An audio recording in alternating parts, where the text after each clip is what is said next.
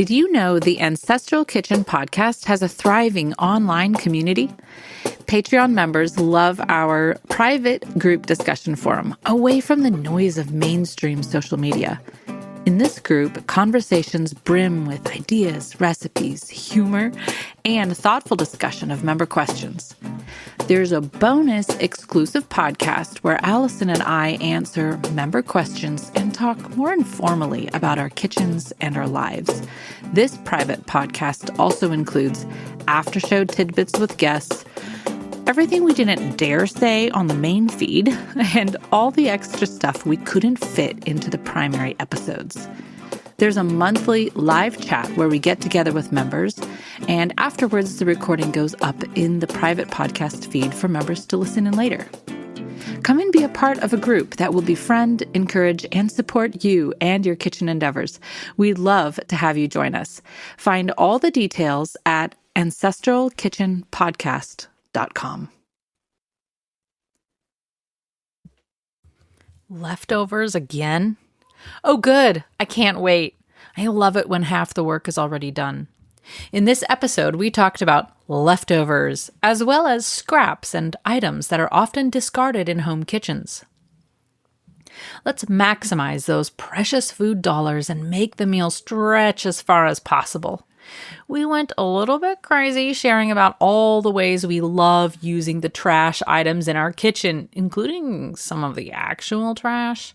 We asked our supporters in Discord for their ideas on using commonly wasted food items, and oh boy, they delivered. I could barely cram it all into this episode. Supporters of the podcast, do check the download section of the podcast website. I dumped all my notes into a PDF and shared it there so you can hang it up inside your kitchen cupboard as reminders of how to frugally, efficiently, and deliciously wring every penny out of that purchase. This episode got me hoping for some dry bread, a gallon of scrap whey, and a jar of bland egg whites. What could be more delicious?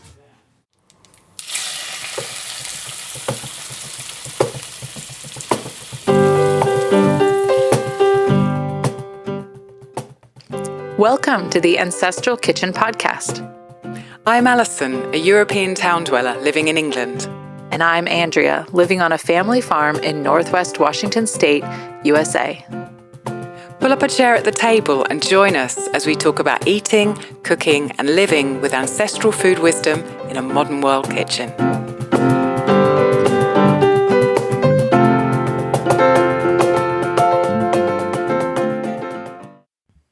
Hello, Andrea. Hello, Allison. How are you today? I'm okay. Yeah, I'm good. I'm looking forward to this podcast recording because I've seen the notes and man, they are full. How are you? I am quite well. I am looking forward to another sunny day. It did rain overnight, so everything's kind of damp and that's good for the forest in terms of, crackling to get wetted down, so should be a good day. Exactly. It's been really dry here in the UK this summer so far, like ridiculously dry. So we're having a week that has some rain in it, which is much appreciated. No, that's good. Yeah, exactly. Have you had some breakfast this morning, your end? No, I just ate a piece of cheese before we got started, and last night I had I thought, well, that's the most boring thing ever. Not very interesting to say on the podcast. But then I thought, well, that's, sometimes that's just reality. So, lest ye think we are always eating something fancy. We have been outside. I mean, I don't even know how long we were outside yesterday, just working. And so when I came inside, I was pretty tired, but also we were just eating a whole bunch of leftovers and I didn't really feel like making anything that took any effort at all. So this is going to surprise you, but I had made a mix a couple days ago. I had mashed up bananas. Ooh, and you got bananas. Wow. I know. Yeah. The kids were really excited. But I got bananas and I kind of set them aside and told nobody to touch them because I wanted them to get kind of brown. Yeah. And so they each got to eat one, but then we put the rest aside and then everybody wanted banana bread. But then I mashed up some banana and some egg together, and then you can just fry it on a pan, like with coconut oil or butter or something, and make a pancake out of it. We used to eat these all the time when Jacob was little, and I'd kind of forgot about them. Yeah. And sometimes we would mix in blueberries, which is pretty good. But yeah, so I don't know. I How guess many you'd eggs? call it like How many a eggs to a pancake. banana? Do you think? Like two eggs per small banana, basically. Okay. So it's pretty eggy. I can imagine that's a good food for GAPS, for SCD, for any of those kind of diets where you need to have things that are easy on the digestion. That's true. Well, it's easy because I can eat it and the baby likes it, so I can just, I made like 3 of them. I just made a container and have it in the fridge, and then I can just make like 2 or 3 at a time and eat it with the baby. So it was pretty good. What did you eat? Simple. Some leftovers, leftover chicken, which yesterday we cooked. It wasn't a carcass, it was a whole chicken that we bought, but we chopped off the legs and the breast ourselves and cooked those at another time, and then just put what was left, the main carcass bit, in the freezer. But we're not as efficient as a butcher is at chopping it, so there was actually a bit more meat on it than normal, Right. Then I put that yesterday into simmer for an hour and a half, and then pulled the chicken off the bones and then had meat stock.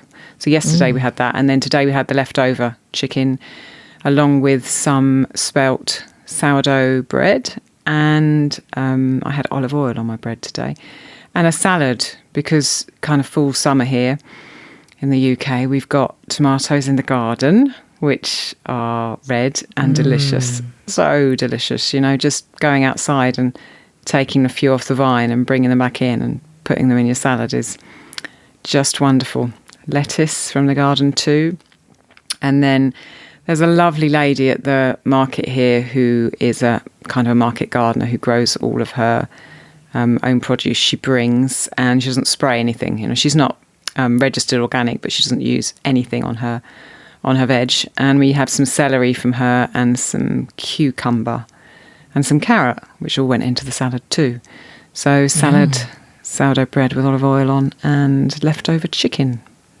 It was delicious. That sounds wonderful. Did you just drizzle the olive oil across it, or what did you do with it? Yeah, across the bread. And I put some apple cider vinegar from the market on my salad, along with some olive oil. Ooh, that sounds really good. Oh, tasty. Yeah, with the tomatoes. Tomatoes are juicy, so that all goes in with the juice as well, and I really like that, You can get such delicious fresh food at farmers markets, and still nothing beats when it comes out of your yard. Oh, I know. You just can't. Yeah, top it's it. just absolutely wonderful. So, Well, yes. Yeah. So I have a question for you. So you have been telling me about this summit you're doing, and I was wondering if you could talk about it a little bit. Maybe is it something that our listeners would be interested or could go to? Yeah, I think it is. I'm not actually doing it. I looked at my calendar and was just like, I don't think I can do this year, but I have it in my mind for next year. It's something that friend of the podcast, Howe, is organising, and she can be found online at MakeSauerkraut.com, and she's also written the book Mouth-Watering Sauerkraut and Kimchi. She's been in the fermenting game for a long time, has taught thousands of fermenters, and she focuses quite heavily on vegetables, but kind of blends in the personal touch, so it's not just all about the foods, it's about looking at the microbes and their wisdom and bringing that into our lives. And she is doing a summit next month when this podcast will go out in September. So her summit will be the 21st to the 23rd of October, 3 days. It's online and it's free, and it's a summit all about fermentation. So she's hosting many speakers. I think there's somewhere about 20 speakers who will come and do little demos to show you, their favourite kind of ferments. So I think there's going to be vegetable ferments, there's going to be drinks, there's going to be honeyed ferments, there's going to be pickles. She's got quite a lot of people who've written fermenting books who she's got lined up. And all these talks are going to be put out online over the 3 days. So there's going to be a huge range. So whether you're listening to this and you think, I'd like to learn more, and you're kind of a beginner, or if you've been fermenting for ages, there'll be something within that range of, 20 or so speakers that will help move you forward.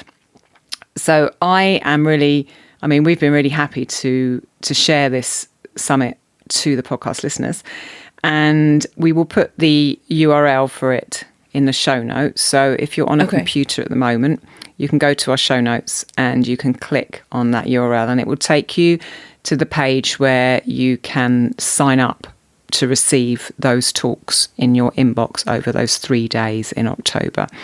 If you are washing up or doing something and you're not at a computer at the moment, we've created a little link to try to stick in your head to help you remember on our own website.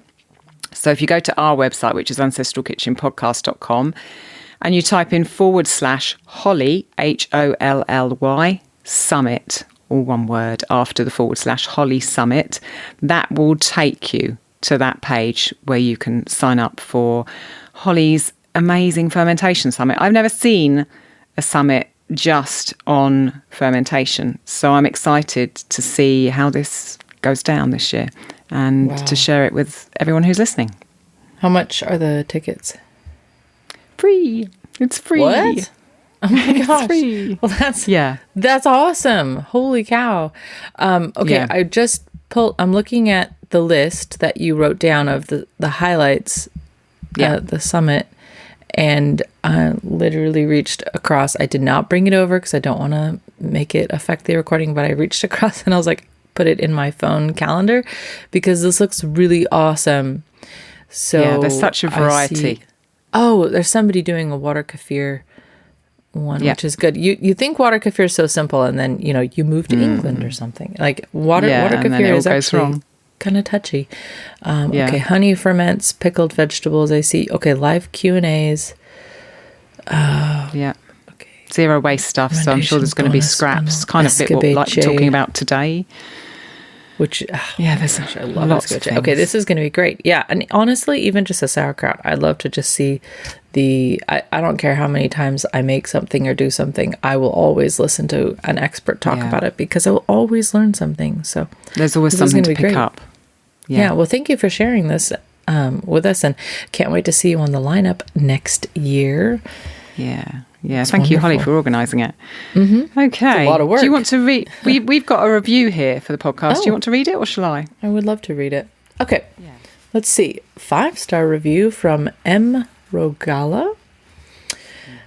Ancestral Kitchen Podcast is one of my favorites to listen to while driving home from work, doing farm chores, walking the dogs, and then while puttering around my kitchen. Allison and Andrea provide so much great information on eating a nose-to-tail ancestral diet that fully utilizes all the possible goodness from each food item. Their calming voices really do make it feel like I have a seat at the table with friends at the end of a long day. Thank you, Allison and Andrea, for putting together such a wonderful podcast. Well, that was lovely. Thank you for leaving that review. How appropriate that they said utilizing all possible goodness from each food item, because this is the subject matter of today. We didn't put that review in this episode on purpose. It just happened. Wonderful. And before we go straight to the content, do you want to say anything about the newsletter here? I think we should. We've got a newsletter for the podcast now. Yeah.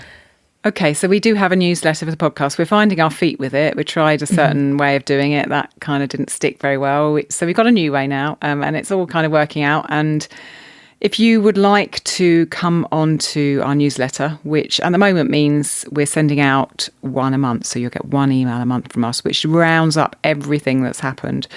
All the episodes that have gone out, all the downloads that have gone out, all of the extra things and all the things that are kind of going through our head and things we've been thinking about that month.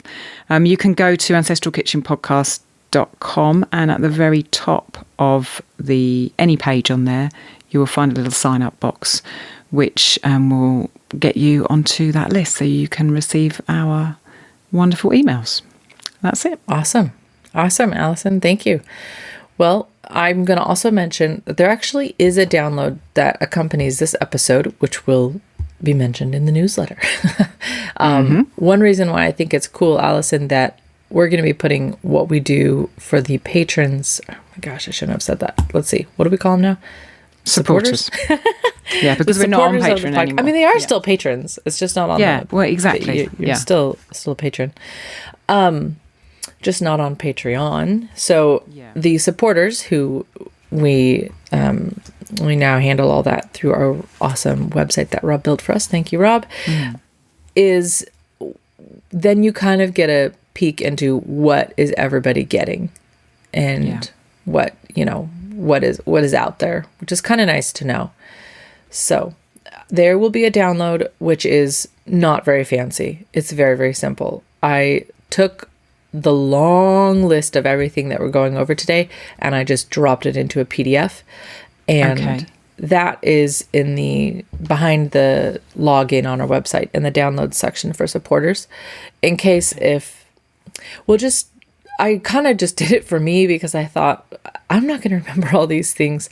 No, I think it's a good idea because there's all these things that we have potentially left over or wasted, apparently, in our kitchen. And if you are able to, if you are a supporter and you're able to go in and print that out, then literally, I mean, I would stick it on the inside of one of my cupboards in the kitchen. That's what I was thinking. And then I'm here with this leftover bread. Okay, well, here's a list of, 15 things I can do with it. Oh, what do I fancy?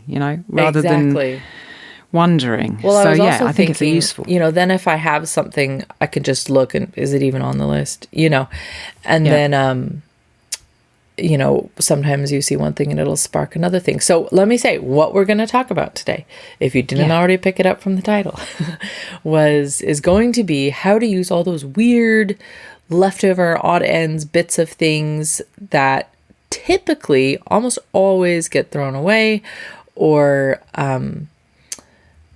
they can also be composted, and we'll talk about that. And that is a great and beneficial thing. You got tomatoes out of your garden. That doesn't happen without compost. So composting is good. But sometimes, Allison, you and I have entire meals made out of things that would normally go in the trash. And so it is just another piece of your being economical, saving your money strategy for ancestral food. So exactly as our ancestors would have done, that was part of the kitchen just as much as bringing in the fresh produce was, definitely. Yep, exactly. So let's go to an ad break and then jump right into it. If you've been around ancestral food for very long or listened to the podcast for just a few episodes, you know liver is a superfood, and Allison and I both love it. You're looking at a food packed with vitamins A, K, a broad spectrum of B vitamins, CoQ10, bioavailable iron, plus many essential minerals. Liver is your first stop when seeking to gain energy and restore your health. Not only is it a delicacy and staple of traditional diets, it's the first thing most animal predators go for when they're hunting. Are you looking for a good way to work liver into your daily life, but getting it on the table just isn't happening yet, or as much as you'd like? Or maybe, like I went through earlier this year, you're pregnant and you're pretty sick and not much food is staying down. This is where liver capsules come in. Allison and I are both supplementing our ancestral diets with liver capsules from One Earth Health. We get all the incredible benefits of liver, even when we're on the road, or preparing non-liver meals for our family, or we just can't get a hold of a liver, and the sourcing and preparation has all been handled for us. One Earth Health produces nutritious organ capsules from 100% grass-fed, New Zealand-raised cattle. Support the pod by purchasing through our link. You'll get 15% off your first order and 5% off subsequent orders. Go to ancestralkitchenpodcast.com/liver or check the show notes. So I wanted to preface this, Allison, with saying that I was at a friend's house and we were just talking about food and organic food and, conventional food. And I said, in my experience, high quality organic food is thrown away less. And he said, hold on, I used to work at a produce department. The organic food would spoil the quickest, so I don't think that's true. And I said, well, I don't mean in the grocery store. I mean when you come into possession of a very high quality piece of food that you spent a lot of money on, you work very hard to not waste it. So that tomato you brought in out of the garden, you went out every single day and checked it to see if it was ripe to pick. You brought it in. You didn't cut off half of it and then just forget that there was another piece. You were like, okay, we all get a piece. We're going to weigh it out so it's fair. It's very important. And I told him, when you pay $12 a pound for a piece of sausage, and your kid doesn't finish the sausage, you do not scrape it into the trash. You say, all right, brother, looks like that's going into soup tomorrow. And this is why we have such a problem with food waste in our modern world, because food is priced so low at the point of sale that people are buying it and it's worth nothing to them. The value to them in their kitchen is so low that it doesn't really matter if you just throw it away. But the truth is that food actually costs more to produce than it's being sold for. And the closer you get to your food, as you've just said, if you're growing it yourself, then you don't waste anything. You just understand the value of that food in a way that is just so, it's an anathema to what's available in the supermarket and the way that, the standard diet is, for sure. Right. And even there are things even you can get in a grocery store that are good, but they're going to be way more expensive than the, like a box of crackers or something, cheap crackers.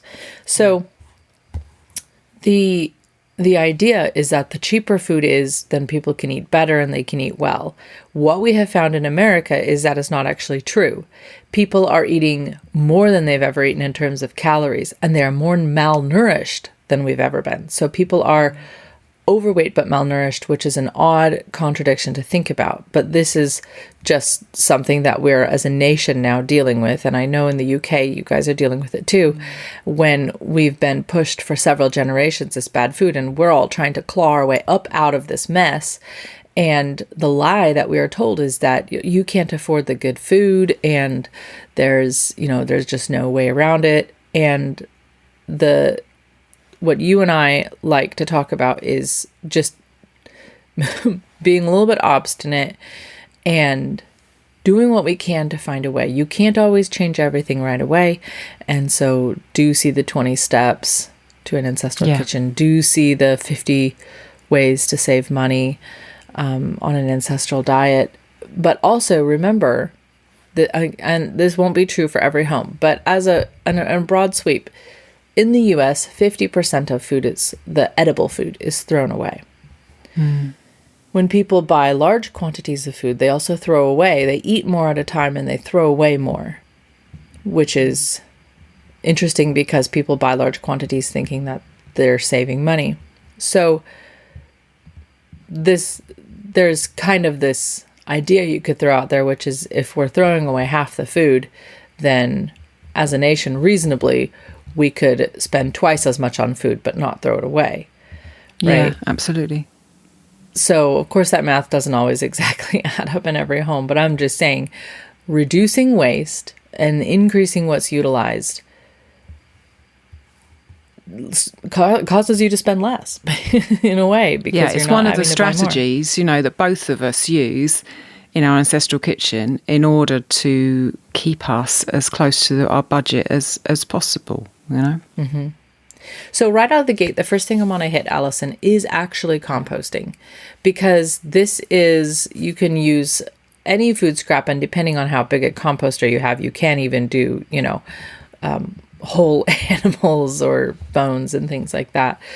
But you can compost a lot of scraps, and then you can put them out into your garden or in your flower pots, or just start amending the soil in your yard even. But ideally, you could be using that compost to grow some food for yourself. As you did in Italy, you had just a concrete patio, and then you had the pots out there that you put compost into. And then here in the UK, now you've got a really big garden that you're working with, but you still need compost. So the first thing I want to say is you can do this on the counter with the Bokashi. And that's something you introduced me to, Allison, and then you were always going on about it. So we actually contacted them and asked them, do you want to give us an affiliate link or something, because we really like you guys. And they did, which is so awesome. So I'm going to put that link in the show notes. But Bokashi sits on your countertop and you throw your food scraps into it and it doesn't smell, and you sprinkle in basically digestive enzymes that comes with your Bokashi box, if you will, and it breaks down your food without the odor. And yes, you can also put this in your chicken pen or on the yard if you need to break down material and not have smell. What do you want to say about Bokashi, Alison? Just that Bokashi, first of all, it's made amazing vegetables, like vegetables that just are so delicious and so productive, the plants. It's something that we've used for more than 5 years now. And I think we repeated the Bokashi episode last month because people were asking about it. So we pulled it forward in the feed and brought it back. So if you're interested, just head back a couple of episodes and listen to it. Bokashi is wonderful, as you said, because you do it inside with a sealed container so it doesn't smell. It has, lactobacillus in it, which breaks down that food. You can put things in Bokashi that you can't generally put in a normal compost. So you can put bigger bones in, you can put cooked food as well as raw food. You can put meats in, you can put citrus peels in. I don't think there's really much you can't put in a Bokashi. And then, depending on the size of your garden, you can put it in your compost heap and it will activate that compost heap and make it work better because of the pre-fermentation that's happened. Or if you don't have a compost heap, and like me in Italy, I just had containers. You dig the hole in the containers, put the Bokashi in it, surround it by soil, mix it in, and then you've got, you leave it for a few weeks, you've got a ready-made compost there. So it's so versatile and so user-friendly. That's what I want to say about Bokashi. And it looks kind of slick too. Yeah, it does. Nice. Yeah, I definitely have noticed the Bokashi becoming more popular among our listeners right now. So, and I'm not surprised, because being able to, in fact, Alison, we have chickens, which for the most part can handle most everything, but I don't. Yeah. You can't feed them coffee grounds, and you can put coffee grounds in the Bokashi. And chickens can't have avocado. Not that I ever have avocados, but if I did. And they also can't have citrus. Although if you have cows or sheep, they like that. But there are things that chickens don't or shouldn't have. And but then also just the value of making that compost is pretty high. So, and you also get that compost tea as well, which you it has a little wouldn't get if you feed it. So you have a little spout on the bottom of the Bokashi bucket, and after a few weeks of the fermentation, you get this kind of liquid out, which is super strong. It's like a, like you would make with comfrey or something to feed your plants, and you can then water that down and use it to feed outdoor and indoor plants. So you get that in addition to the compost. So if you have guests coming over, do warn them that's not a drink dispenser. Yeah, don't drink it. Okay, let's talk about bread. Yay, I always like talking about bread. I know. Let's reel off the list of things we can do with, you've got leftover bread and or it's stale bread. Now what? Yeah, so there are so many things you can do with leftover bread. And I think that anyone who makes their own bread and makes sourdough bread will understand that they do not want to waste a single crumb of that bread. That bread has been touched and made by hand and baked in your own kitchen. And the last thing you would do is throw the ends of the bread away or get rid of any of it, even if it's gone stale. So I just kind of reel off things that we do in our household with old bread. We toast it, simple thing, and it brings it back to life. We fry it. There is really nothing better than a piece of bread in a cast iron pan fried in lard with salt put on the top of it at the end. Amen. We fry bread in lard, we fry it in tallow, we fry it in olive oil. We fry bread all the time. So don't think you just have to toast it. You can fry it. You can make croutons with it. You can make breadcrumbs with it. You can then take it and put it into recipes. So I like to often make a lasagna with bread instead of pasta. There is a recipe on my blog for that, which we will put in the show notes. And you can fill that bread lasagna with anything. It doesn't have to be tomato and, ground meat. You can make it with chicken. You can make it with fish and onion and olives. You can make it with all sorts of things. The other recipe that we do a lot with old bread is kvass, so the fermented drink kvass. And I've talked about kvass in lots of other episodes, including our What Fermented Drinks Can I Make episode, which is one of our most popular. Traditionally, kvass is a fermented drink of Russia, and it is made with rye bread. Most often, I do make it with rye bread because we make rye bread a lot in our house, as people know. But it doesn't have to be made with rye bread. It can be made with spelt bread. So it doesn't exclusively have to be stale bread. Sometimes I've just used fresh bread to make rye kvass because I love it so much. But you can make it with old bread, and the bread is toasted. And in my recipe, which I will put in the show notes, the bread is used kind of as like a SCOBY. So most kvass recipes you find out there use the bread and make a kind of a liquor from the bread and then ferment that. Whereas in my recipe, you cube the bread and dry it out. If it's stale, it's already dried out. And then you put that in with the sugar and the water in your fermenting jar, and then you leave that bread in there, and that bread becomes the active fermenter. And then you strain the first ferment out and put it in a jar to make it go fizzy, a bottle to make it go fizzy like you would water kefir or kombucha. And then you use that bread again.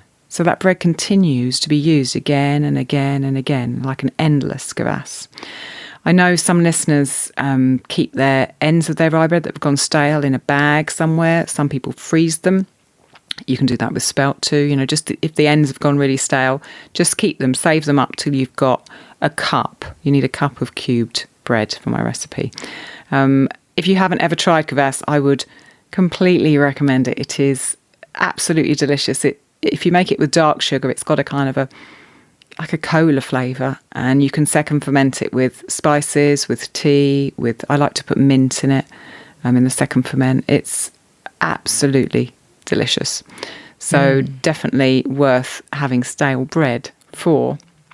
The other recipes that I wanted to talk about with stale bread are really kind of informed by the Tuscan tradition. Having lived in Tuscany for almost 10 years of my life, Tuscan bread is particular compared to normal breads in that it has no salt in it.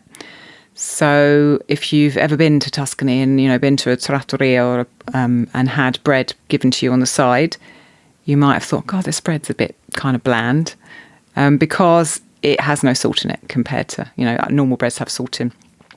The fact that there's no salt means that it goes stale much more readily because salt absorbs water and helps keep bread moister. So a bread without any salt is going to go dry very quickly, and Tuscan bread goes dry very quickly. Because of that, Tuscany has a long kind of litany of stale bread recipes, and that's where I got the idea for my bread lasagna that I just talked about. Probably the most famous of them, I would say, is panzanella, which is a bread salad. So that's just cubing up old bread, and you can soak it in water if you want, or olive oil, or the juice from your tomatoes. And then usually panzanella has onion in, and it can have olives, it can have tomatoes, cucumber, you can put tuna in there. Really any sort of chunky salad can have that bread in it and be a panzanella style salad.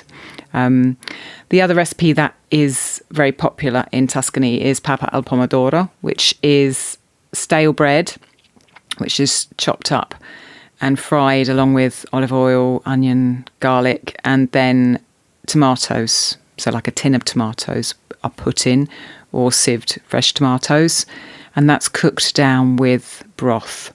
And you keep cooking it, and the bread kind of slowly breaks down, and it becomes a really thick, really hearty, really fragrant soup. that's a wonderful way to use bread. And I think soups in general are really a wonderful way to use bread, because if you pour a really good broth or stock over a slice of bread that's stale, suddenly that bread just kind of isn't stale anymore. It's just a wonderful piece of, grainy carbohydrate inside some delicious stock. So that can be as simple as, having a slice of bread in the bottom of a bowl and maybe putting some grated cheese on the top, some parmesan, pouring some stock that you've made over the top of it, perhaps a bit more cheese, and eating it like that. The bread, because it's broken down, it'll be easy for you to just break it up with your spoon. You could expand on that. You could put an egg in it and, poach an egg in there. You could stir an egg into your broth. You could put old vegetables in there. You could put miso in there. Really the world's your oyster. Anything, a bread and some stock, you can make any form of delicious soup out of. Andrea, there's one on the list here which you put on for bread that I've no idea what it is. I don't even want to pronounce it. It's but maybe I don't not either. babuti. But Do you know what it is? Go on. Bobody? Go on. I don't know. Oh, okay. Babadi? I don't know how to say What's it. that?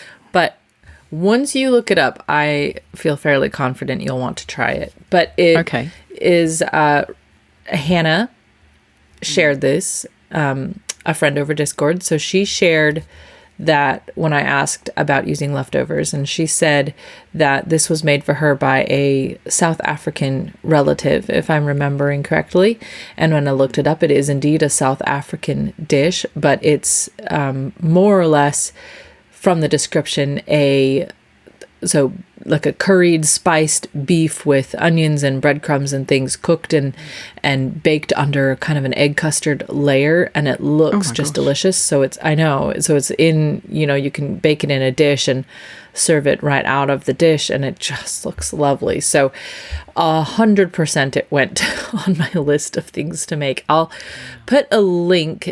This is nothing special. I just looked up the recipe to try to figure out what it was, and I'll put that link in the show notes. But of course you can explore, or if you know somebody who is familiar with this dish, perhaps people can ask them. And certainly supporters in Discord, if you are familiar with this recipe, please do share if you know anything about it. So they use the leftover bread or breadcrumbs. It looks like it can vary the way that the bread turns up in the dish, but this would be a stale bread dish. So, do you have any other recipes or any other ways that you use bread that I didn't cover? I think you covered it. I guess the only other thing I would possibly say is if we have hard ends or rinds of bread, if you will, or stale pieces, or even my mom will take them and lay them in the toaster, like a toaster oven at very low temperature, and dry them out, then the baby likes to hang on to those and just chew on them. That's a useful. And I throw them in the freezer and I give them to him frozen so that they kind of last him even longer, and he just likes to gnaw on it as he's teething. So yeah, that's perfect. So that covers bread. I think that could have been a whole episode. Yeah, I think it was going to be, but I didn't get around to it. Well, it's beautiful. There's a lot of things we can do there, and lots of links in the show notes today, guys. So be sure to drop down there and pull it up. And if you are also a supporter, we had an episode sometime back with Abby Allen, and we were allowed by her. She gave us permission to share her panzanella recipe. So that is in the printables for supporters, as well as the coq au vin. But those recipes came from her cookbook, the Piper's Farm cookbook, and those are in the download sections for supporters already. So everything good to be found there. All right, Allison, let's hit egg whites. Okay, go on then. This is a popular one. Unfortunately, all the uses I came up with were desserts. So sometimes you need a dessert. Yeah.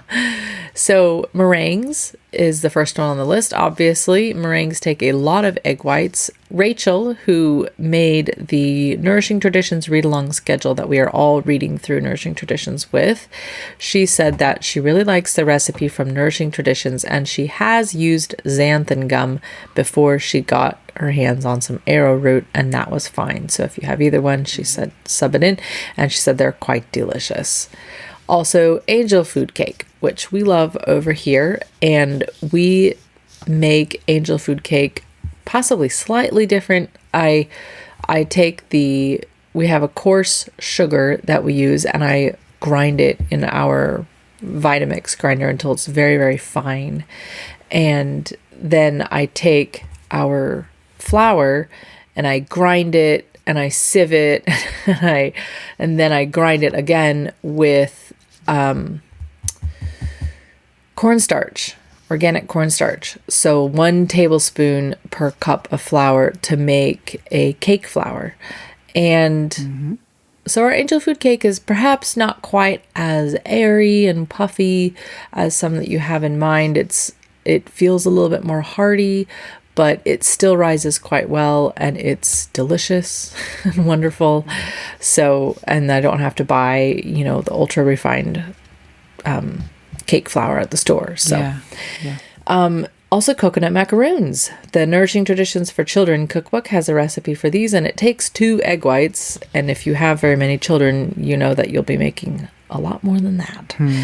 And then also there's pavlova, which is a dessert that I believe is from New Zealand. And my mother-in-law has made this several times, but I have not made it. But it's essentially a large meringue with berries heaped in the middle.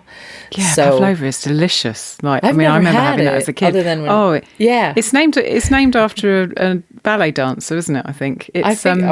I thought, I was like, is this Russian?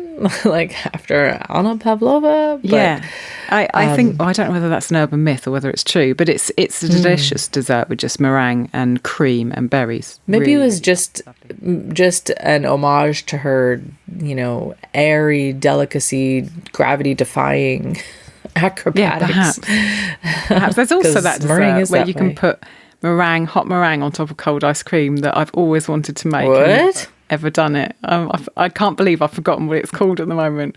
My whole life I've known, up until this moment, I've known what it's called. Listeners, write in. Tell me what this is, because I need to figure it. I love meringue and I love ice cream, and putting the two together. We'll press stop on the recording, and as soon as we do, I'll remember what it's called. I've never done it, but I'm sure that someone listening has. Can I tell you a rather pedestrian way to use egg whites compared to these ones that I had for breakfast yesterday? Yeah, please do. Good. I'm waiting for your permission to tell. Tell everyone. I feel like we need a non-dessert thing on this list.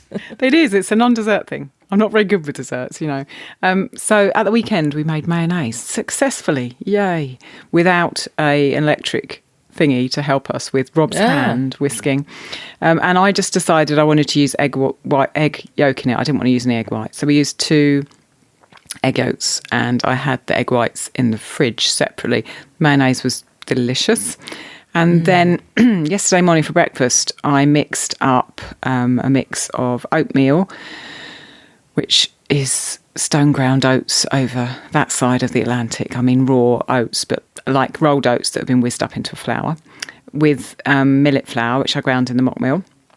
And I left that overnight with a bit of sourdough in it and some water, so it was a batter.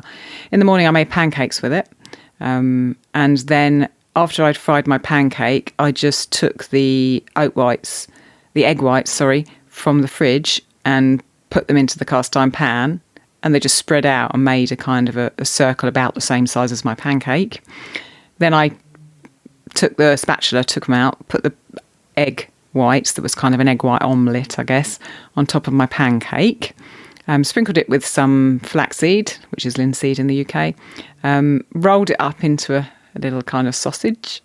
Got some of my mayonnaise that I made, put it on the end of the plate, dipped my sausage of pancake and egg white into the mayonnaise, and ate it for breakfast. It was lovely. I'm sure your feelings weren't hurt at all. That sounds amazing. Really delicious. That sounds wonderful. Well, there is something magical about having a weird leftover that you also know was kind of expensive. And for me, it just starts the wheels turning. What can I do with this? And because we don't typically have lots of egg whites, angel food cake is pretty much the top request around here. So I tend to go to that. And I use about 20 egg whites when I make angel food cake. So it takes a lot. So I can make a lot of ice cream or creme brulee or something, and all the egg whites go into one thing. So typically I don't really have to think very hard about what's going to happen with them. How long do egg whites last in your fridge before you consider them not usable? That's a good question. I'm going to say, I think sometimes I've seen them sit in there like 2 weeks and I've still used them and it's been okay. But typically I use them fairly quickly because, there's nothing more depressing than opening a container of 20 egg whites and there's like slime in the top and you have to throw it away. So, well, of course you can compost it, whatever, but it's still sad when you were all excited to make an angel food cake. I try not to let it sit too long. I don't really want to know the end date. What about you? Okay. Well, we don't really have egg whites very often because Gabriel doesn't eat eggs. And these days, Rob doesn't eat eggs either. So I'm just the sole egg eater in the house. And so I would you sound say, like one of those chickens that we're trying to deal with. Like, I'm the egg eater. It's me. Oh, yeah. I'm, if there's egg whites in the fridge, I know I've got to eat them. And I would say I don't usually keep them longer than 3 days, but I probably could. Yeah, you probably could, but why find out? Why worry about it? So, milk kefir grains and tibikos grains. I'm putting these in the same category, although, as we were told, they are not the same. Yeah, so tibikos for mainstream culture is called water kefir, but as Sandal Katz told us, it should be called tibikos. When you come into the podcast arena, you will find us saying tibikos. So, these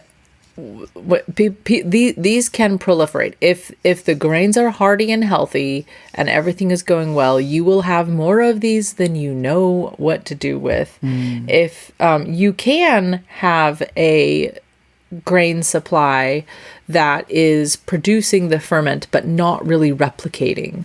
And I've been in that position before, and it's very irritating to hear everybody talk about what to do with all these milk kefir grains when you're like, I would love to have an extra teaspoon just to give away to somebody. But if you are being frustrated by them not populating well, that's a subject for another day. I would say hop onto Holly's Summit because it looks like they're going to be talking about tibikos on there, but also you might need a new batch of grains. It might not be you. It might be the grains. There might be something missing from that colony. And so, don't feel too frustrated. And if this section is annoying, just skip forward a couple of minutes. We've talked about this incredibly on the Discord forum. I mean, seriously, so many people have talked about this in so many ways. I think on 3 different continents, some scientific experiments were enacted and data was collected and sugar was used. So... but if you go on to the Discord and you search water kefir or tibikos, you'll come up with a ton of discussions where we went into, dare I say, granular detail on more than you ever wanted to know about this. So some ways to use it. Gabriel would say eat them. If you're not accustomed to eating them, please eat small amounts. It's a very strong dose of probiotics, but you can eat them. And they are the most delightful. I understand why Gabriel likes them because it's like sensory bliss because they're so chewy and they're just fun to eat. You taught me, Allison, to freeze them. So I strain out some milk kefir grains and put them into small jars and freeze.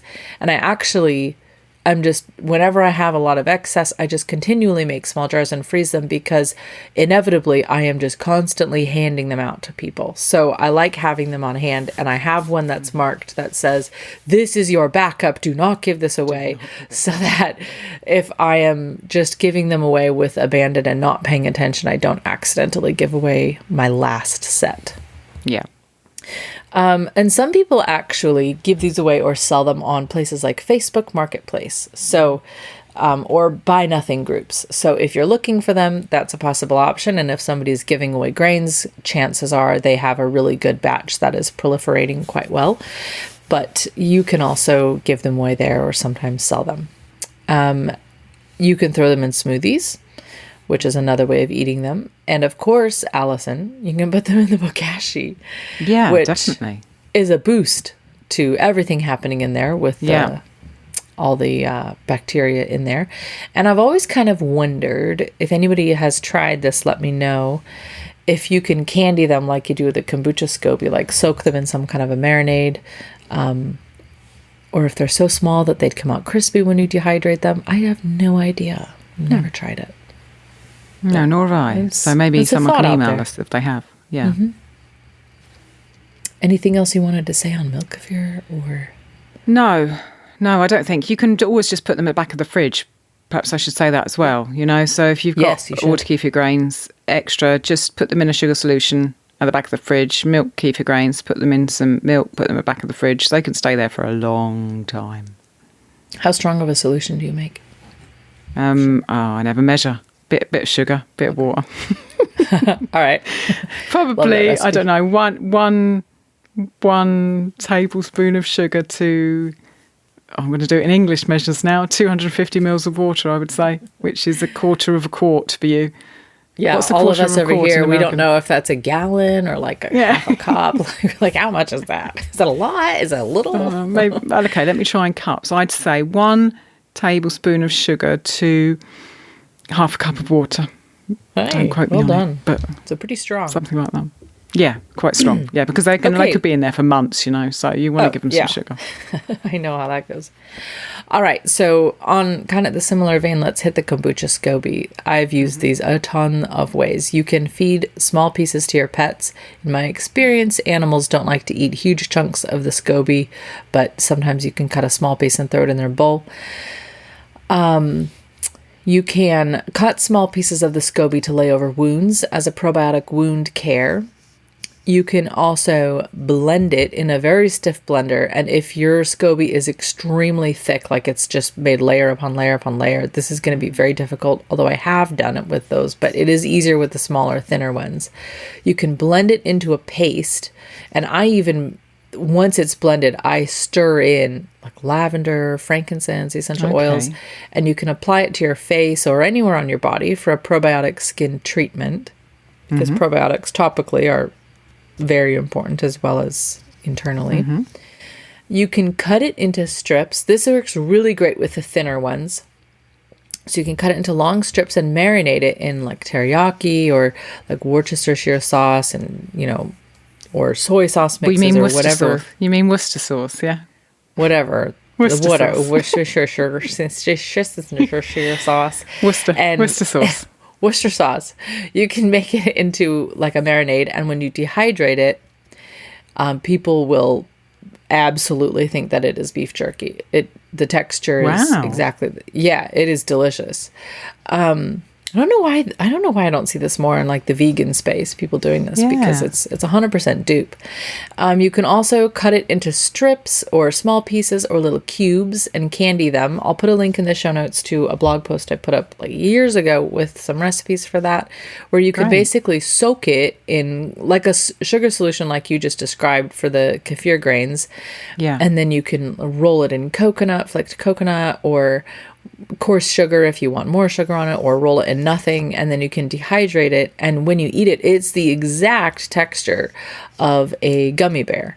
So it kind of gives you that like intense chewing gummy bear sensation. So if that's something that somebody has been missing, then there you go. You can have it with the kombucha SCOBY. Do you think it's kind of the same as with the kefir grains, that you should start slowly if you haven't done that before?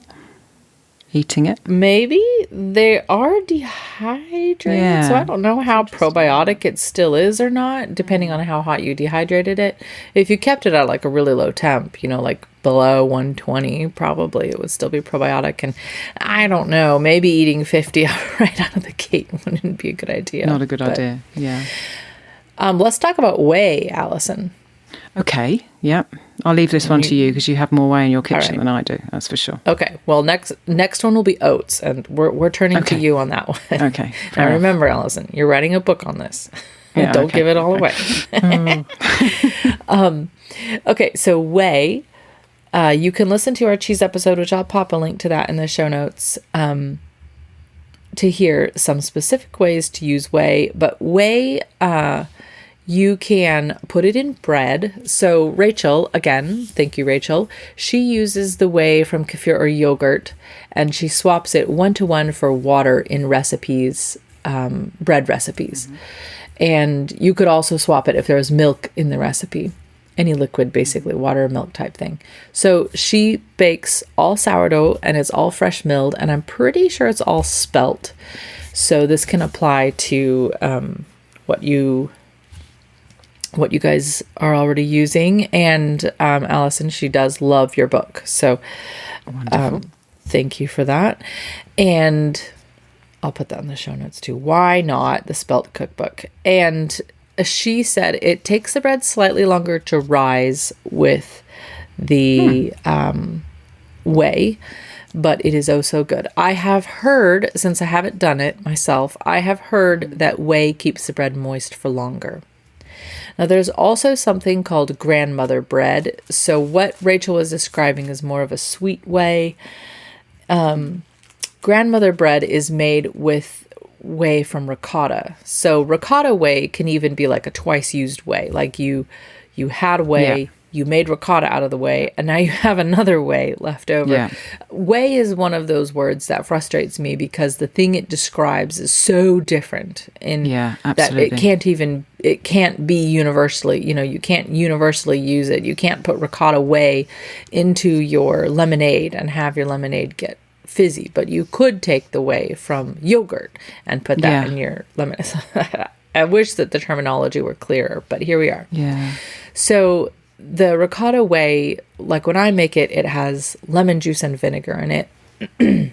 Okay. You can use it to make what's called grandmother bread, which is something I found when I was looking up all the ways to use whey back in the day. And that is made with yeast. So I actually haven't done it yet, but it supposedly does create like a nice sour loaf, and you could let it ferment overnight, as I do with all my breads, in a refrigerator or somewhere cool so that it's going slowly.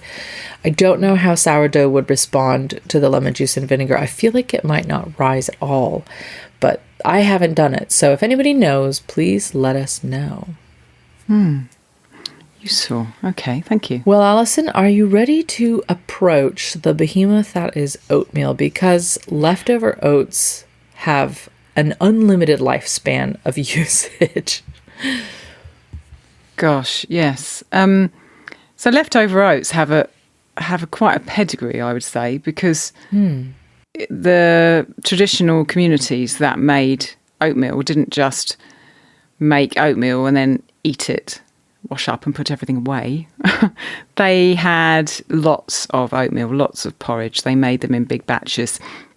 And the Scottish in particular had a routine where they had a dresser drawer. So their dressers would have been made of wood, and a drawer that was particularly designated for porridge. And so they would make the porridge in the porridge pot, far too much for one meal. And then they would, after they'd eaten it, they would pour the remaining porridge into the drawer and let it set. And, anyone who's had oatmeal left over knows that as it cools, it starts to congeal. And actually, depending on how thick you've made it in the first place, you can then slice it, which is exactly what the Scottish used to do. So they used to put the porridge into the drawer and it would set. And then during the week, they would open the drawer, get their knife out and slice a bit of the oatmeal porridge out and eat it.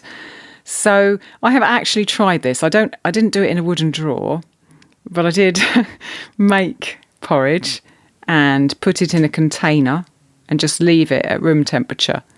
And I think I got up to 4 days before I chickened out. And it was fine and tasty. And I ate it on its own afterwards.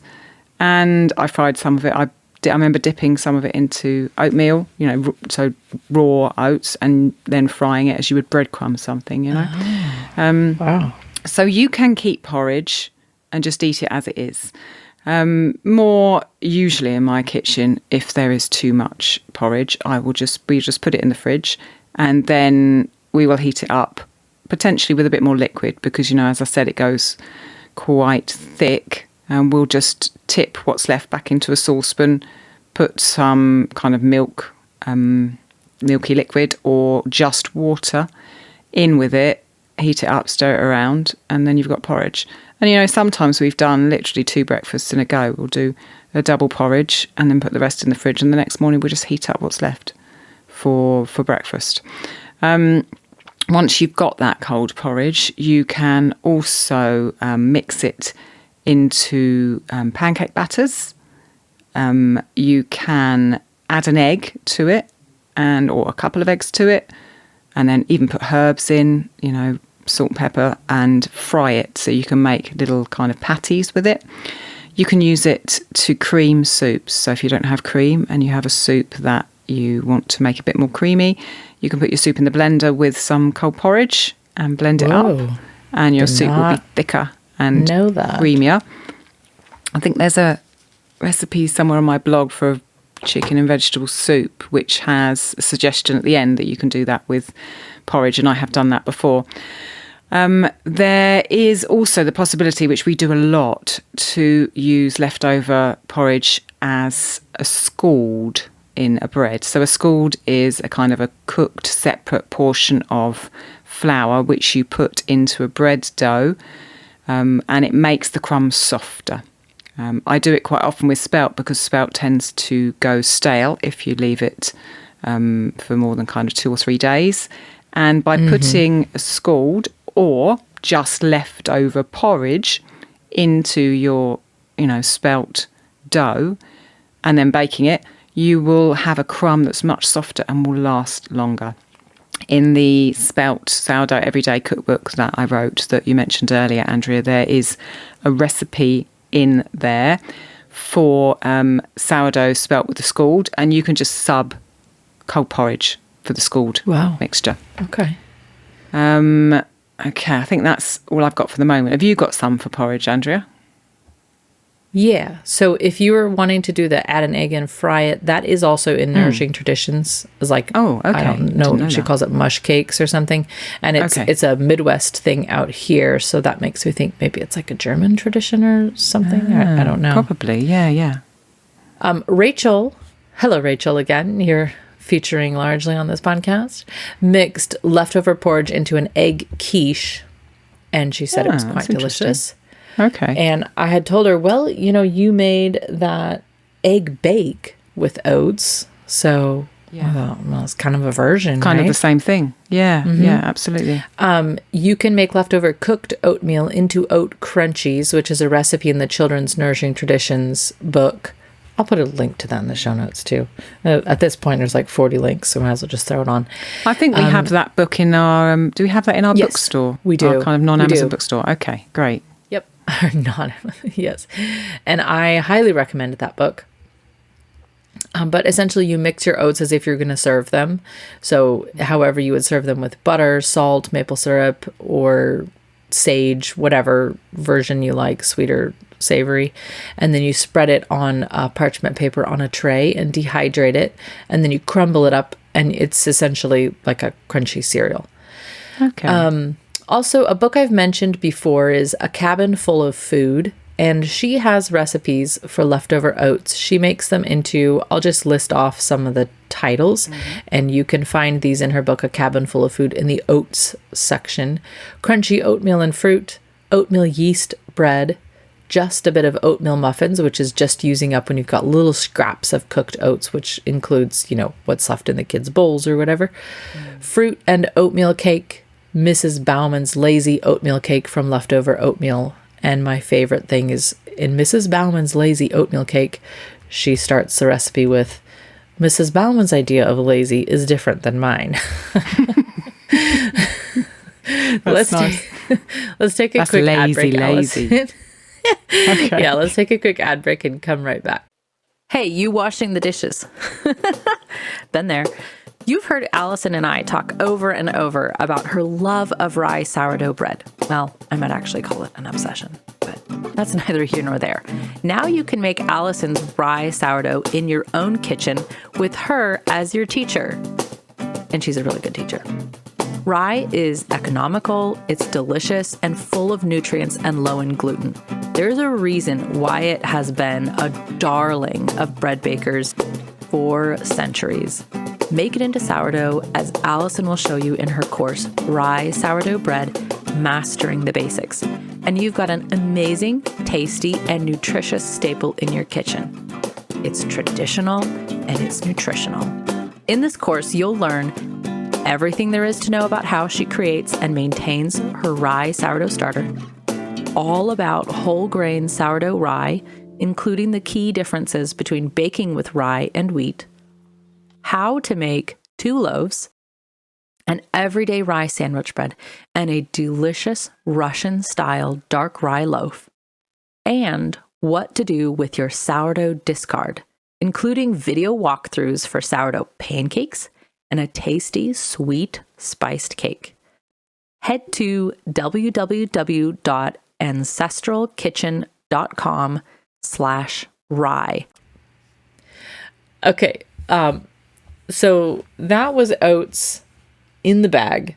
And let's go over, well, I don't really want to go over millet in this episode because we have an entire episode about millet. Yes, I'll link it in the show correct. notes. And I think it's worth listening to. And Rachel, hello again, has said that it made, a millet lover of her, if you will. And so I think there's a lot of people who have fallen in love with millet after that episode. So go ahead and check that episode out. It covers millet and rice, or the things we say would cover both the millet and rice leftovers. Yeah, correct. Sour milk, again, I won't go into great detail here because we did talk about this in the cheese episode. But sour milk, first out of the gate, is my favorite for baking quick breads because sour milk is high in lactic acid, that sour smell that you can smell, and it reacts well with your baking powder, so you get a nice rise in your bread. And you can still use it for overnight batters. I still make the batters, put them in the pan in the fridge overnight, take it out in the morning and bake it. So yeah, that's good for Irish soda bread. I mean, that's kind of how Irish soda bread developed. So yeah. Yep. So sour milk, just if you see a recipe and it calls for buttermilk, just take your sour milk. That's the perfect place to use it because that's kind of what buttermilk is going for there. Again, because the sour milk is high in lactic acid, if you think about making ricotta cheese, you put milk on the stove. If you're, heating the milk, you warm it up and then you add in an acid, so vinegar or lemon juice or a little bit of both, to make it form a curd. Well, sour milk is already very high in lactic acid, so if you warm it gently, it actually starts to form a curd on its own. And you may have run into this if you're a raw milk drinker and you tried to heat some milk, like to go in coffee or something, and you're like, it went all chunky, what happened? So you basically made ricotta cheese on the fly. So you can use this mechanism of milk to your advantage to make cheese. So see the cheese episode and you can use that sour milk to make like a queso dipping cheese. All right. Let's talk about leftover milled flour. This is another quick one, Allison. Adriana told us in the Discord that, so she is in Louisiana, down in New Orleans, and she said that she'll sometimes make, now you and I make a roux, but Adriana makes a roux. She makes a roux. Like she has categories and like different uses for it. Like she's beyond. So she said, well, sometimes I'll make a dark roux and I'll freeze some so that when I'm doing something I need a dark roux for, I use that. And I'm like, what? So I thought that was brilliant though. Make a roux and freeze it because it does take kind of a long time, especially if you're going to make a dark roux. And I've taken her advice on with this and that I've made some and I freeze it and I've got little containers in the freezers now of roux that I could just pull out. So and thicken. brilliant. It's wonderful. Thank you. I don't know why it's never crossed. I mean, this is genius. So if you have milled flour and sometimes you mill it and you're not quite sure how much you'll need for something and then you have like a half a quart left of milled flour or something, you could just turn around and make roux and freeze it in little containers like you said. And then I liked your idea, Allison, for putting it in the fridge and using it for lining baking tins. I think that's genius. Since getting the mock meal, the only frustrating thing often is that, I just need a little tiny bit of flour to line my tin to stop my bread sticking, and I haven't got a container of flour in the cupboard. And so literally, you know, I'll grind some for my starter or for my bread, and there's a little bit extra, and I'll just literally put it in a container and put it at the back of the fridge. And I know that it's not as fresh as the stuff that I'm making my bread with, but it's just going to line my tin, and it's there when I need it. Well, So if you that's keep it in the fridge useful. or the freezer, it's not rancid smelling or anything like that. And of course, you're getting all your nutritional benefits out of your ground flour in the pan. And it is true, because you have to let it sit overnight, and you're going to get the mock mill out and like grind a tablespoon of flour. I don't know about that. Yeah. What about cheese rind? You ever have leftover cheese rind? Yeah, I have put it in soup before, but not very often. Most of the cheese that I eat has edible rind, so I don't do that very often. But I have heard that, particularly with Parmesan, that putting it in soup is a good thing. Have you done that? Yeah. I mean, I also sometimes, if I can, you know, I just grate it very fine, and we just use it with our grated cheese. And it's fine too. But also, throwing the rind into soup, I also apply this to, you know, if you, like sometimes my kids cut a slice of cheese and then they leave it on the table overnight, and you come out with kind of like curled and hard. Or they put it in the refrigerator, but they don't wrap it or put it into a container. And so then you take it out and like, oh, the end is all hard. So just cut that off and dice it and just chuck it into a soup. So but you can put the rind in whole. You know, rinds are, some of them are very hard. Like you said, the Parm ones are really hard. So don't do anything dangerous. You can just throw it into the soup whole and let it just add that flavor to the soup. What about eggshells, Alison? I saw that on the list and I thought, I've got an interesting story with eggshells. The only things I would say with eggshells is you use them in sweet potato fly. So if you ever want to make sweet potato fly, save your eggshell and make that. Have you ever made sweet potato fly? It's a fermented drink. Like you eat them? No, you put them in the drink when it's fermenting. Oh. Okay. You see. No, and so I've never made sweet potato fly. If you want to make sweet potato fly, save your eggshells. The only other interesting thing I've done with an eggshell is make art. I made a collage when Gabriel was about 1. I painted a picture of him on a massive piece of wood with all natural pigments and paint that I'd made from casein. And I wanted it is underwater scene with kind of like a lobster and, you know, a crab and some fish, all made kind of mosaic-y with bits of wrapping paper that I'd cut up. And I wanted the sand at the bottom. And I thought, how am I going to do this sand? And what am I going to do? And so what I ended up doing was saving all the eggshells of the eggs that I ate. We were on gaps at the time, I remember. And peeling off the inner... Yeah, we had a lot of them. Peeling off the inner kind of membrane afterwards, washing them, putting them in a bag, crushing them with a rolling pin and making them into, in quotes, sand, and then sticking them on this piece of art with some glue that I made from casein. And it worked absolutely wonderfully. It looked like the bottom of the sea. Incredible. And there was a lobster sitting on top of it on one side and an octopus that I did on the other side. So yeah, I would say if you really are at a loss with eggshells and you want to be creative, it's time to make a mural. Yeah, no, okay. You give us some more kitcheny eggshells. I was going to ask you, you use egg whites for some paint thing, right? You can use egg white and egg yolk to paint with. They have different properties. Egg yolk is more sticky. So if you want a paint that's more durable, then you should separate out the egg yolk and use that, mix it in with a pigment. You can buy natural pigments or you can grind up pigments yourself. Egg white isn't quite as sticky, and so it'll make a more kind of like a journal paint. You can also use egg white if you whip it as a kind of protective varnish for artwork. I do have a book called Explorations in Natural Paint, which is available on my art website. Maybe you just put that link in the show notes in case people randomly want to buy my natural pigment art book.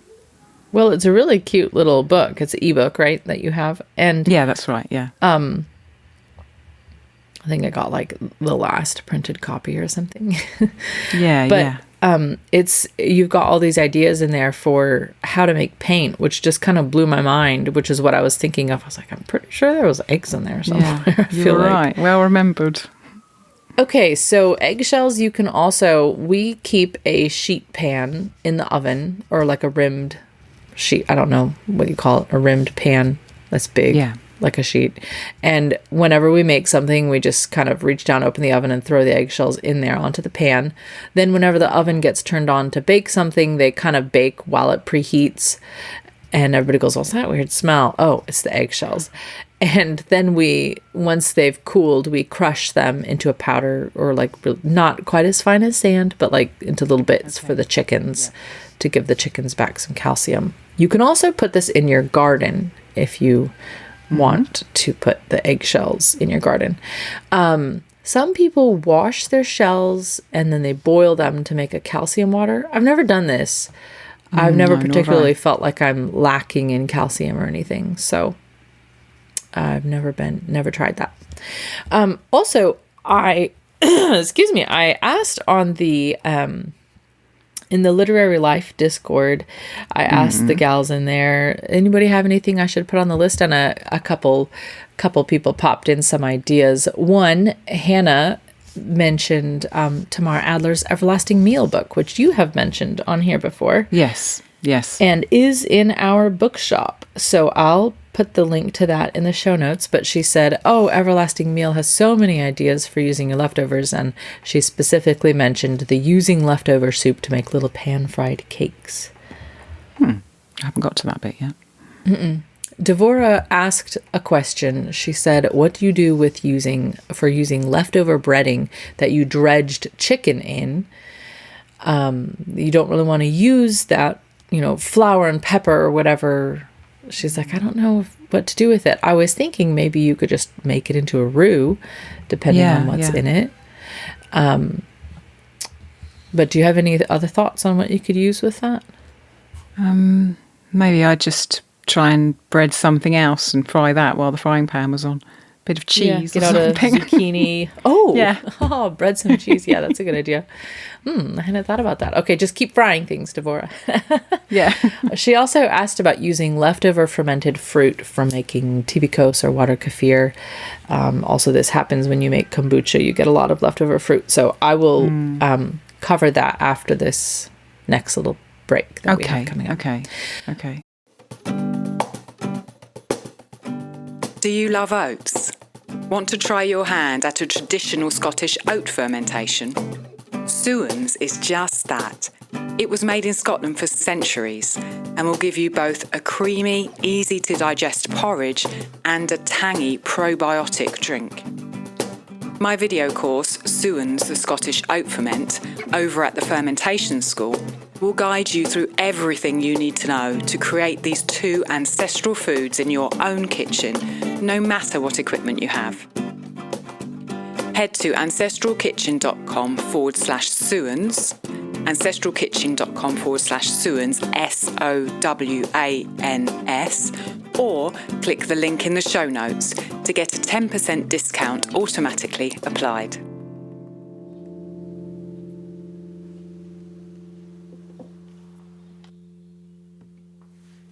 And Heather asked, what do you do with, she goes, I know this is weird, but I have a lot of egg yolks. So Ellen also contributed ideas to this list, but the list that we gave her was egg yolk coffee, and also you can make it into egg yolks into cocoa. If you don't know what that is, just hit the internet right now. It's quite good. You can temper yolks with some hot broth and whisk them back into soup to enrich your broth.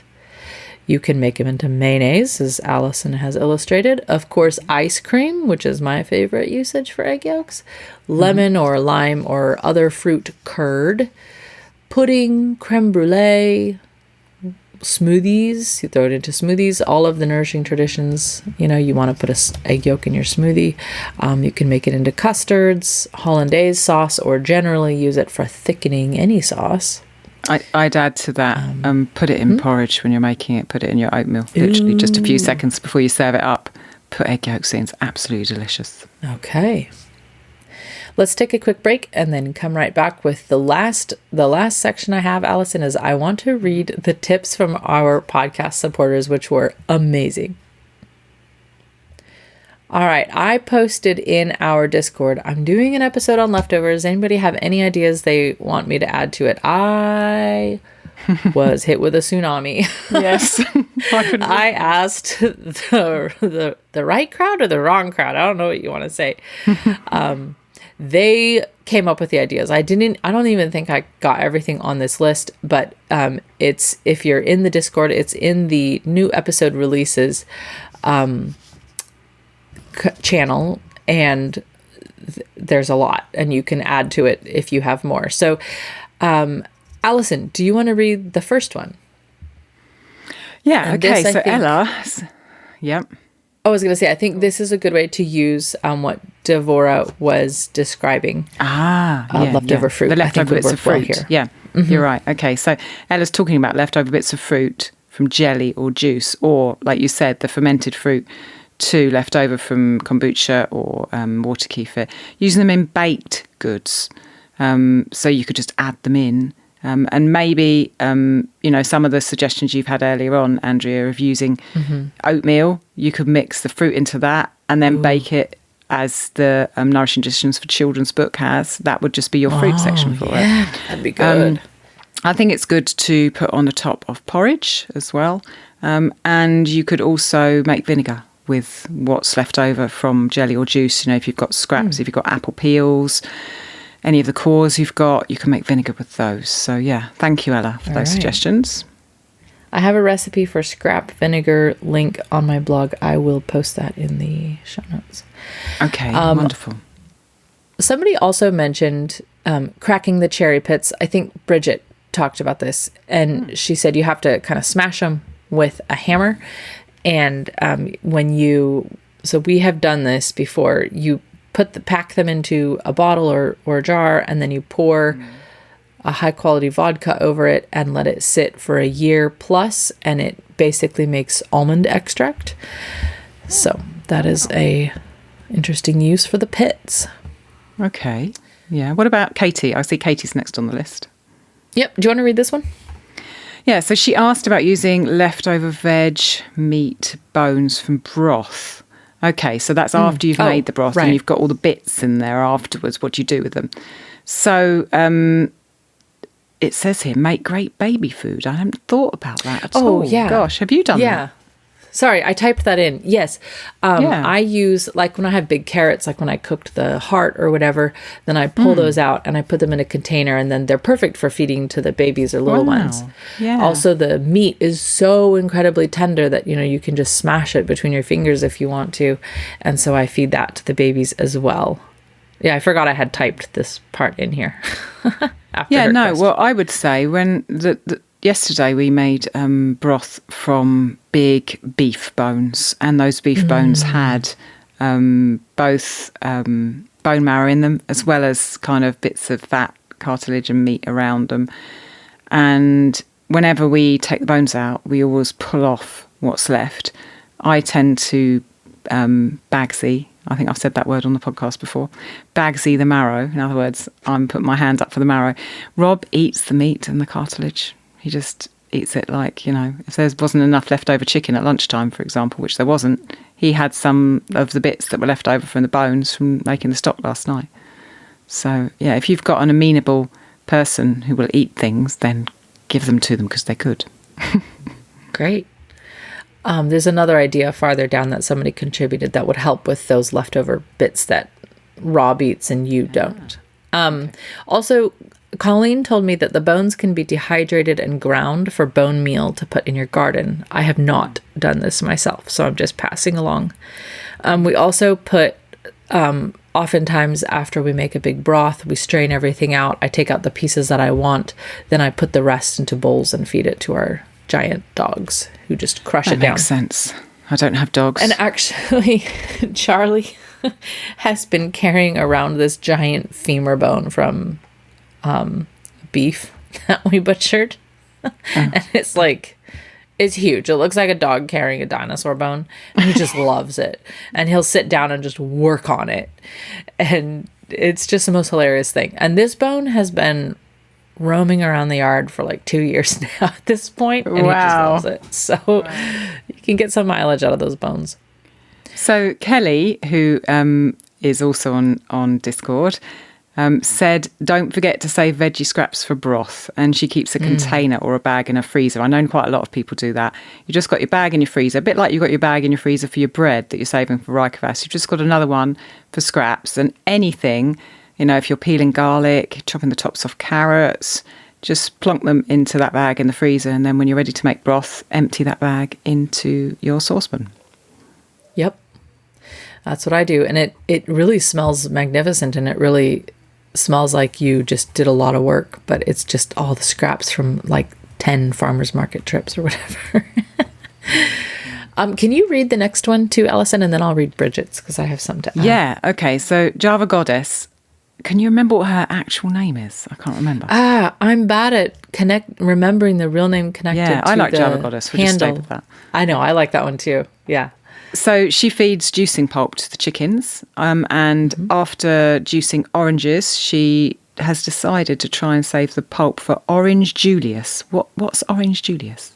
That's another one we've got to go to the internet and look up now, I think. Yeah, I think it's an American thing. It started at like some American like theme park or fair or something. These guys started making Orange Julius, but it's really good.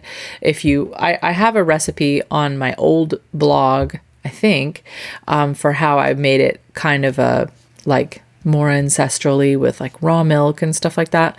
But it's basically a blended orange drink, and it's pretty tasty. Okay.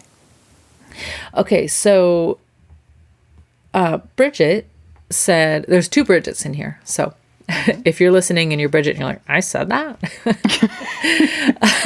I don't remember saying that. She had this brilliant idea. She said when they strain the seeds from jelly, they add it to a cracker recipe. Which I never thought about doing that. Yeah, that's a good idea. Once you strain out 50 pounds of seeds, you kind of have a lot. Or of seeds. Wow. Fruit, berries. What are those things called? Yeah. You have a lot of seeds. And so she also makes the SCOBY candies.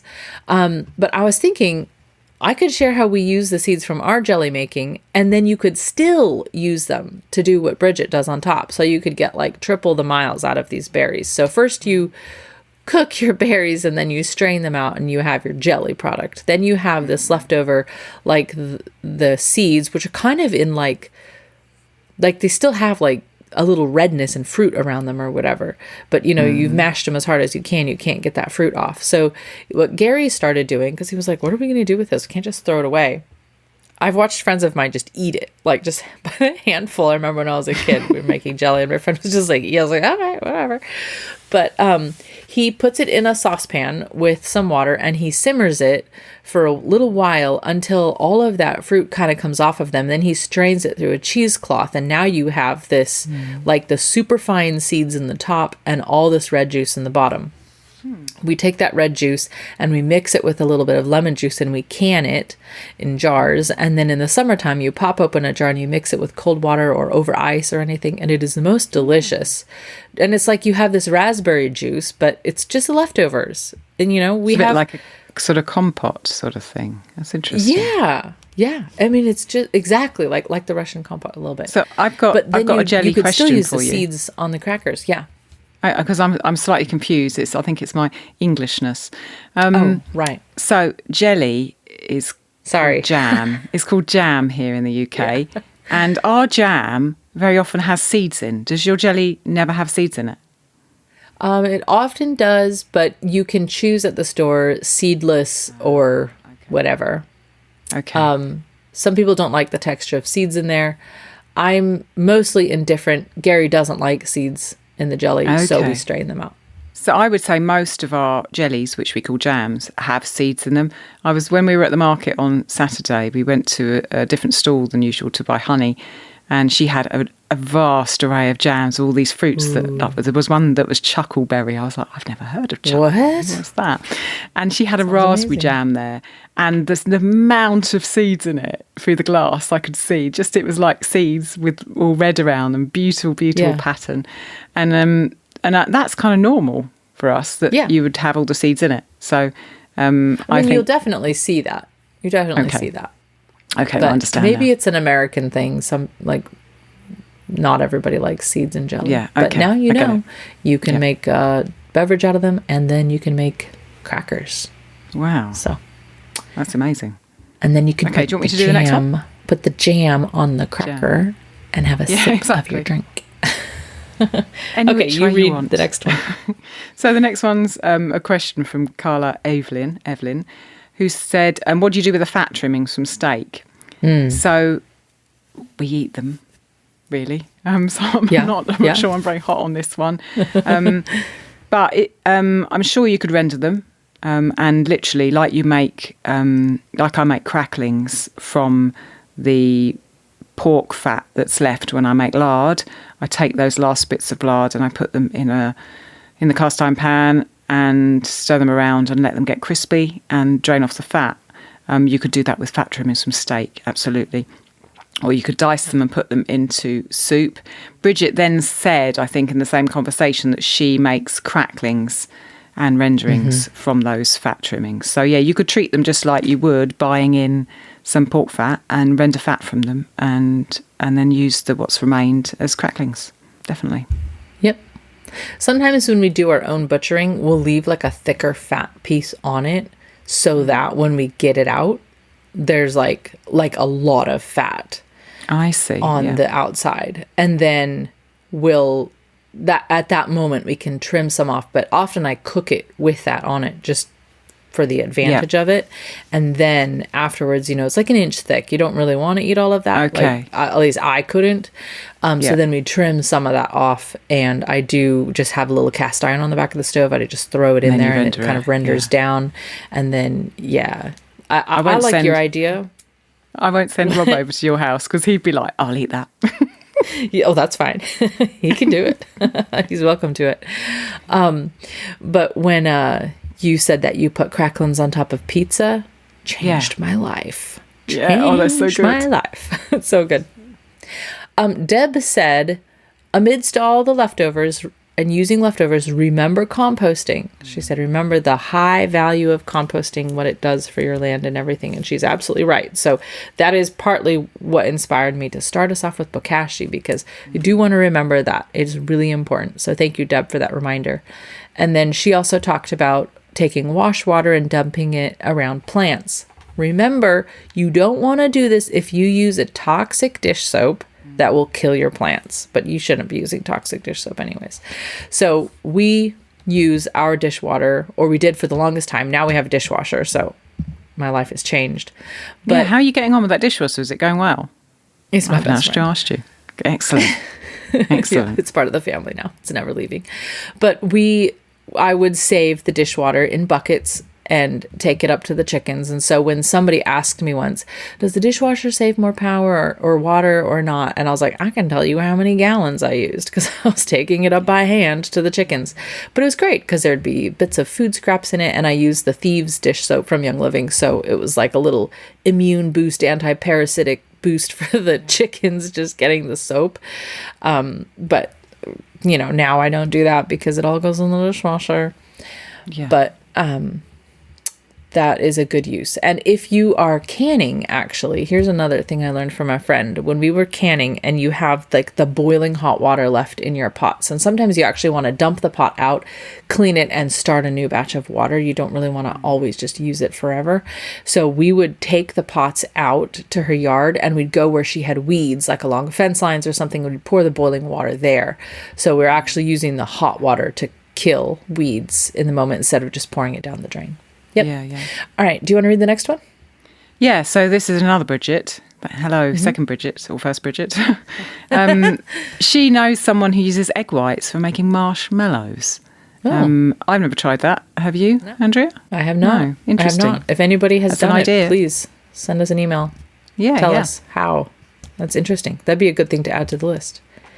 JC, who has a goat dairy, said, when people ask for uses for whey, she said, well, she drinks it. And she said she can go through half a gallon a day of sweet whey, which is high in electrolytes and protein. So and she's a mom with nursing babies. So of course, what could be better for her? So that's a great use for sweet whey, is just drink that bad boy. She also uses the whey from when she makes butter. She makes ricotta. And then the whey that's left after that, she reduces to a caramel sauce or to make miso cheese. And again, see the cheese episode in the show notes for using whey to make like a thick spread. She also uses whey as an udder sanitizer and teat dip, which I had never heard of and thought was very clever. And then, of course, I guess I'll throw in for good measure that I always say when we're talking about whey, you can, if you don't have a lot, or if you have a lot, I guess you could, but you can pour it in ice cube trays, pop it in the freezer, and then you have cubes of ice whey, frozen whey, that you can use to make fermented drinks in the summer. Yeah. All right, you want to read the next one? Yeah, I'll take the next one. So Ella said she uses stale bread in a French toast casserole. And that just reminded me of, the English have a tradition of bread pudding. And that's another kind of similar to a French toast casserole, that you can use bread pudding either on its own with spices or with fruit. Or Ella says she makes it savoury. So with ham, cheese, I can imagine some mushrooms and some onions in there, kind of layering up a bit like the lasagna that we talked about, but kind of more a bread pudding style. That sounds delicious. I wouldn't be mad if she made it for me. No, nor would I. Actually, I think Ella doesn't live too far from me, so there is a chance that she could make it for me. I'll make her something too, something fun. I'll make her something delicious. Okay, Hannah said that she uses fruit that is too far gone to make a kombucha second ferment. That's a good idea. Yeah. And then she said, of course, the chickens recycle most of her scraps. Yeah, so Hannah's in Belgium, you can get so free eggs. She's closer to me. Isn't she? I think that using fruit that's too far gone for kombucha or perhaps a water kefir second ferment is a really good idea, because it's really, really sugary. It's got that really right, the sugar's right there, and so it's going to make that second ferment really fizzy. So I love that idea. That's a brilliant idea. And then you take that and you put it in your crunchy oat bake. Yeah. And then it's just got all kinds of uses. Do you want to read Bridget's? Bridget. So another Bridget. I'm not sure which Bridget. Another thing I like to use fruit scrap for, especially pits and seeds, is infusing alcohol. That's interesting. So I guess that's just putting the fruit scraps or the pits into a bottle and pouring some alcohol over the top and waiting. I do like to do fruitcake and panettone for the holidays, and soaking your dried fruit in cherry pit infused brandy is so good. Wow. That's okay, side note, Allison, that she put the recipe for that in the Discord. So I have a feeling there'll be some very happy people this Christmas. Yeah. That sounds wonderful. Katie, and that Bridget, I think is the Bridget that lives out here by me. I think she's my neighbor, more or less. Okay, Katie had this great idea that I have never done, Alice, and I wanted to know if you've done this. She adds whey to soup. No, I haven't done that. We have sometimes cooked grains in whey. When we had a lot of whey, when we used to strain it out, making yogurt or farmer's cheese, we used to cook grains in whey. But it can be quite sour, because we're using fermented whey, not sweet whey. But it's a kind of an acquired taste. But it's sort of a similar thing. I guess if you added a little bit to a soup, you just, as she said, you have a subtle sour flavour. So you can just add a little touch of it to give a kind of an edge to a soup, which would be quite tasty. Okay. Do you want to read the next one? I think this would help with Rob's bits if he doesn't get them. Okay. Amy, who is nearer me, she's up in the north of England, picks off bits of fat meat after making broth. Okay, we're back talking about this. Adds it to soup and blends it. What a great idea. So it is only Rob that will eat those bits of fat, stroke cartilage, stroke meat after making broth. I don't really eat them, and Gabriel wouldn't touch them.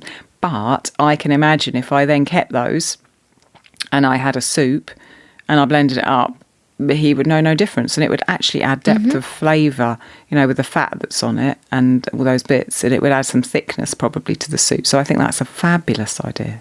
Thank you, Amy. Yes, and I'm thinking with fall coming right around the corner. Sorry if everybody just was like, what?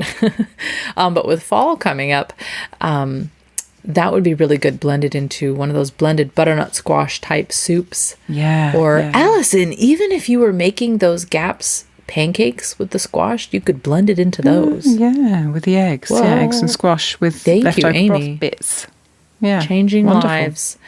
Kelly said that she dehydrates tomato skins, like if you peeled a bunch of tomatoes for canning or making tomato paste, and then she she dehydrates the skins and blends them into tomato powder, which you could sprinkle into soup or whatever for flavor, which I thought I think some people do that idea. with citrus, don't they? That they dehydrate the citrus peel and then blend it up and use that as a kind of an orange or a lemon sprinkle. I've heard of people doing that before as well. It just reminded me. Great idea. You want to read the final tip, which is a quite good one. Yeah. Another one from Katie. We've got more than one Katie in the Discord forum as well. So it can be slightly confusing. So Katie uses whey for golden milk. That's interesting. So instead of using milk in the recipe, she will use whey to make the recipe. Wow, I've never done that. She said that generally speaking, she swaps whey instead of milk in some recipes. And she said, beware, it doesn't really work in everything, but in a lot of things it does. Well, if you didn't want to do it all, you could just do half, half milk, half whey, half liquid, True. half whey. See how it goes and then go from there if it works, Gosh, is that them all? Is it still light outside? Yes, it's still light. It's midnight. Everybody's like trying to find more dishes to wash. I guess I'll clean this counter again. Yeah. Wow, so many uses. I mean, you just can't look at leftovers the same when you hear all these wonderful things that you can, make extra cheeses and queso dip and all these porridge casseroles and things. Yeah, lasagna, kvass, make the kvass. Yeah. It's wonderful. Yep. Thank Our you ever food so has much value, and we got to put the value on it, and yeah. Thank you for bringing it all together, Andrea. It's wonderful to go through it all and hear it all. Thank you to all of the supporters who added their wonderful ideas to the stuff that we've been doing in our kitchen for a long time. It's resulted in such a rich episode. Really, really wonderful. Yep. Thank you. Yeah, keep them coming. Well, Allison, I think we just keep trying to break these long episode records, so we'll have to maybe next time call it quits for now. Yeah. But until next time, Allison, enjoy your leftovers. Thank you. Bye.